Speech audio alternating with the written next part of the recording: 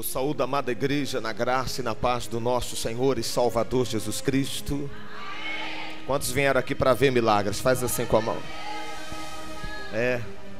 Quem não veio para ver, quem veio para receber, diga: eu vim para receber o milagre. Eu tenho dito para as pessoas que tem gente que vem para ver e tem gente que vem para receber. Muito mais do que vir a essas cruzadas para ver, é vir no propósito de receber o milagre. E Deus tem um milagre para você aqui hoje. Você crê nisso? Quem está aqui pela primeira vez hoje, querido, faz assim com a mão. Primeira vez hoje, eu queria que você desse um aperto de mão. A pessoa que está à sua esquerda, à sua direita, olhasse nos olhos dela e dissesse assim para ela: olá, boa noite, o meu nome é Alegria. E o seu?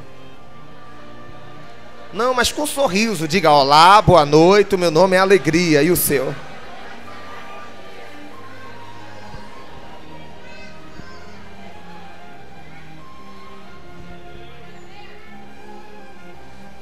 Teve uma senhora em uma cidade na Bahia.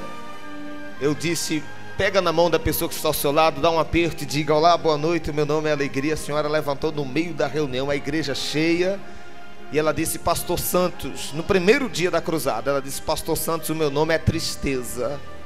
Eu sou uma mulher triste e infeliz. Então eu disse para ela: senhora, na presença de Jesus até a tristeza salta de alegria. Eu digo uma coisa para você que veio aqui, querido: o Senhor Jesus tem reservado para você uma alegria muito maior do que todas as tristezas e decepções que você já enfrentou até hoje em toda a sua vida. Você consegue sentir isso no espírito? Que Deus tem uma alegria reservada para você nessa cruzada de milagres, mistérios de Deus. Uma alegria maior do que todas as tristezas. Você consegue crer nisso? Quantos creem nisso? Deus tem essa alegria para você. Hoje é o segundo dia da cruzada de milagres, mistérios de Deus. Ontem nós demos aqui uma pincelada sobre a campanha, passamos a carta do não consigo. Quantos pegaram a carta? Daqui a pouquinho eu vou estar orando, apresentando essa carta a Deus. No final da reunião, marcaram o X em casa. Nós temos compartilhado com as pessoas, querido, que muitas pessoas têm sido frustradas. Vive uma frustração na vida. Ontem eu falei sobre pessoas frustradas na fé. Falei ontem que a maior frustração na vida de um trabalhador que trabalha é trabalhar a vida toda e não ver o resultado do seu trabalho. Eu disse que a maior frustração na vida de um estudante que estuda é estudar a vida toda e final do ano ou final da vida não ver resultado também do seu penoso trabalho. A maior frustração que um sonhador tem é sonhar e não ver o seu sonho virar verdade. E eu disse, na vida da pessoa que crê em Deus, a maior frustração, sabe qual é? É ter uma fé viva em um Deus tão grande e poderoso e não ver o resultado dessa fé na vida dela. A maior frustração que uma pessoa que professa fé no Senhor Jesus tem é ter uma fé e não ver o resultado da fé que tem. É a pessoa ter uma religião, uma igreja. Você vai lá, você assiste às reuniões, você traz o dízimo, traz a oferta. Você tem uma fé, mas você não vê o resultado da fé que tem. Isso é a maior frustração que alguém pode viver. E Deus não quer isso para você. Deus quer que você tenha experiências sobrenaturais com Ele. Eu creio que Deus vai fazer coisas grandes aqui nesse lugar, porque Deus é um Deus de experiência. Todos os grandes homens da Bíblia, antes de ser esses grandes homens da Bíblia, antes de ser esses monstros sagrados do passado, antes eles tiveram primeiro uma experiência com Deus. Antes de ser o que foram, chegar aonde chegaram, eles tiveram uma experiência com Deus. Abraão, Moisés, Isaac, Jacó, os patriarcas, em toda a história da fé, antes eles tiveram um encontro com Deus, e Deus fizeram deles um herói, uma heroína na fé. Vocês entenderam o que eu falei? Esse livro diz aqui em Isaías 53, o verso 11: ele verá o fruto do seu penoso trabalho e ficará satisfeito. Falando de Jesus Cristo. E quantas pessoas, querido, não têm estado satisfeito com o fruto do seu penoso trabalho? É gente frustrada. Frustrada na vida, porque não tem tido conquistas, E quando você vai para a igreja, você encontra pessoas que creem em Deus, frustrada na crença. É gente que tem uma fé, mas vive a frustração da fé, por não ver resultados da crença.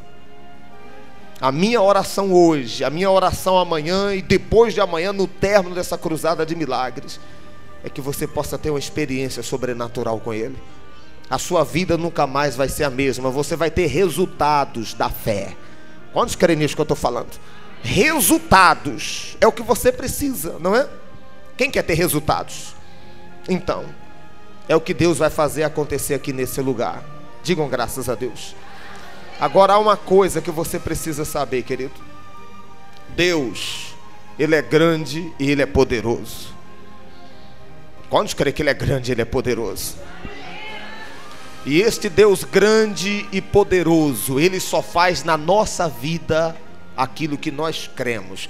Presta atenção, porque essa é uma revelação que Deus tem dado ao nosso espírito. Nós temos ensinado as pessoas em todo o Brasil isso. Deus é grande e Ele é poderoso. Todas as coisas Deus pode fazer, não existem impossíveis para Deus. Eu disse aqui ontem que a especialidade dele é operar o impossível. Agora esse Deus grande e poderoso, Ele só faz da nossa vida aquilo que nós cremos. Tem igrejas que só tem salvação de alma lá. Eu sei que esse é o maior milagre. Você está me ouvindo? Eu sei que o maior milagre que Jesus opera é o milagre da salvação da alma. Mas não é o único milagre. É o maior, mas não é o único. Esse é o maior. No reboque tem outros milagres que Deus opera. Mas eu tenho conversado com centenas e milhares de pessoas que tiveram a salvação em Cristo Jesus, mas estão doentes. É salva, mas vive uma vida de enfermidades. Por quê? Elas aprenderam na igreja delas ter fé para ser salva, e não aprenderam a ter fé para ser curada. Deixa o Espírito de Deus falar o seu coração. Deus só faz na nossa vida aquilo que nós cremos. Deus só pode fazer aquilo que você crer. A área da sua vida em que você tem dificuldade em crer é aquela área em que vai ter dificuldade para o milagre acontecer. Esse livro diz no Salmo 103, o verso 3, o salmista diz, Ele é aquele que perdoa todos os nossos pecados e tira todas as nossas enfermidades. No mesmo versículo que fala que Deus salva, é o mesmo versículo que fala também que Deus cura. O mesmo Deus que salva é o Deus que cura. Agora, Ele só pode fazer aquilo que você consegue crer. Tem gente doente, está salva, abandonaram os pecados, entregaram a vida a Jesus, glória a Deus, estão salvas, mas estão doentes. Vocês entendem o que eu estou falando? Sofrendo com insônia, depressão, não dorme direito, rolando na cama de um lado para o outro, não são felizes no amor, não dão certo com ninguém. Você pensa que Jesus, quando esteve aqui na terra, Ele tinha uma varinha e saía batendo na cabeça do povo? Ele chegava no meio dos doentes, tocava e dizia: olha, seja curada, seja livre. Tocava no paralítico, levanta e anda. Era assim?